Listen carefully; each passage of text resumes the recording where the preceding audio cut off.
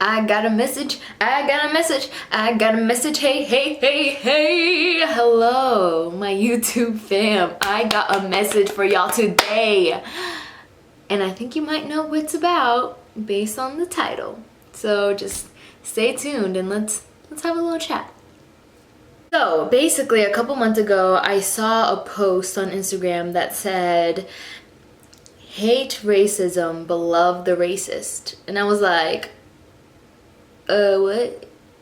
I was just like, that is so hard to do. Like, I was just, and that statement just like has been in my heart for like a few months now, and it's just like, wow, like that is such a hard concept to really wrap my head around because of kind of the climate that we're in right now, and you know, with what happened in the shooting in Walmart where the guy was targeting Hispanic people, and it was just like I couldn't find a love in my heart for that man or just, you know, any racists out there, you know.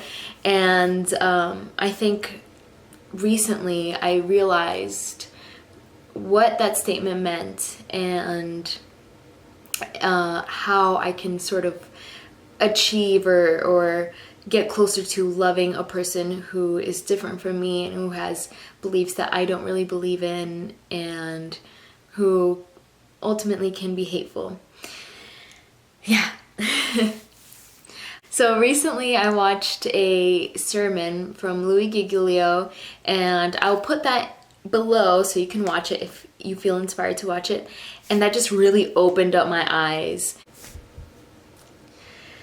So basically in his sermon, he talks about how us Christians are in this world, but we're not of this world. So basically what that means is we live in the earth, in the world with all these people, but we are ultimately made to, you know, go to heaven or be in heaven, be with God, right? So we're not of this world.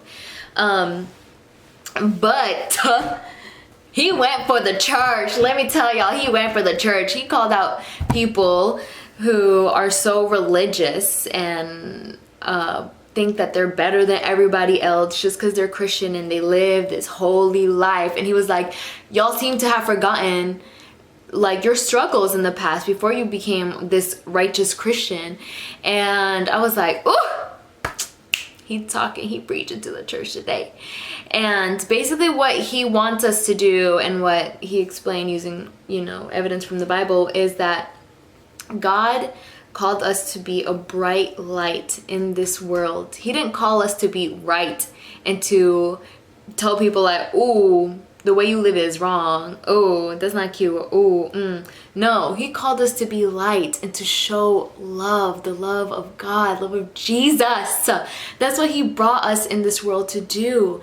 And I was like, wow, I don't know. I already knew that, but the way he explained it was just so good. And he used an example or kind of like a metaphor, like let's say you're out with your friends, right, hiking, and a person finds a cave and that person's like, oh, let's go in that cave, man. And then you and your other friends are like, oh, how about let's not, because it's almost nighttime, we don't really know, we didn't bring like light gear to go into that cave, right? And then you and your friend group decides, hey, how about we just split this hike or whatever. So one group goes one way and the other group goes another way, right? And then the plan is to meet up at like the car at a certain time. So then one group meets up at the car and then they're waiting for the other group and they're like, ooh, where they at? Where they at? And so then they're like, one person in the group is like, ooh, I know where they are. They're in the cave. So then they bring their equipment, like light and stuff, to go to the cave, right? So they get in the cave and they call out for their friends. They're like, hey, friends. And then the friends go, oh my gosh, we're here. We're lost. Like, we have no idea how to get out of this cave. Like, we're lost. And then the friends with the light just have a chair with them and they just plop down on the chair and wait for their friends to find a way out. No, you're not supposed to do that. That is the perfect moment to bring the light and show your friends out of that dark place, out of that cave. And that's what we Christians have to do. And I was like, that is so true. Like, there are these races out there who, you know, just probably have a very negative and what I consider wrong view of, you know, Hispanic people, Black people, minorities, whatever, or like a certain topic. And I think it's on me not to deny them and to talk junk to them and to reciprocate with hate. I think it's on me to reciprocate with love and understanding, because that's the only way that you can change someone or even just impact them or even just make them think on your point of view. And another thing that Pastor Louis stressed is that people, you are worthy to God. You are worth so much to God. If you are breathing, then you have a purpose. And since you are worth to Him, then you are in turn worth to me, because I know that, you know, God made you in His image, and that is so beautiful, and I have to respect that. And you know what? He said something that I was just like, whoa. He was like, there are so many people who disagree with God. People definitely disagree with Jesus when He went to go die for us on the cross, and yet He still loved them. He still loved the people who disagreed with Him. Like, oh my gosh, that is just so beautiful. And it's like, I have to learn to love people who disagree with me too.